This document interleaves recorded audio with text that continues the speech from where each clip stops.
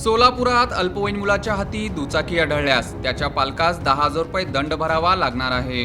वाहनाचा विमा नसल्यास 2,000 रुपयांचा स्वतंत्र दंडही आकारला जातो। सोलापूर शहर वाहतूक पोलिसांनी मागील महिनाभरात 4 दुचाकींच्या मूळ मालकांवर अशा प्रकारची कारवाई केली आहे।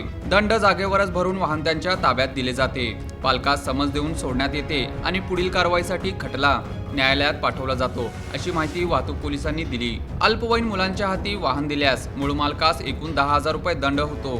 तरीही सोलापूर शहरातील शेकडो पालक आपल्या अल्पवयीन मुलांना दुचाकी व 4 चाकी वाहने बिनधास्तपणे देत आहेत। ही मुले शाळा, महाविद्यालय तसेच कोचिंग क्लासेससाठी ये जा करतात। रस्त्यांवरील वाढती वाहतूक आणि गोंधळामुळे त्यांचे लक्ष विचलित होऊन अपघात घडतात। याच पार्श्वभूमीवर वाहतूक पोलिसांनी अशा बेशिस्त वाहन चालकांवर कारवाई तीव्र केली असून संबंधित मुलांच्या पालकांना बोलावून थेट दंड वसूल केला जात आहे। सोलापूर शहरातील सिग्नलवर तैनात पोलिसांनाही अशा वाहनांवर कारवाई करण्याचे आदेश देण्यात आले आहेत।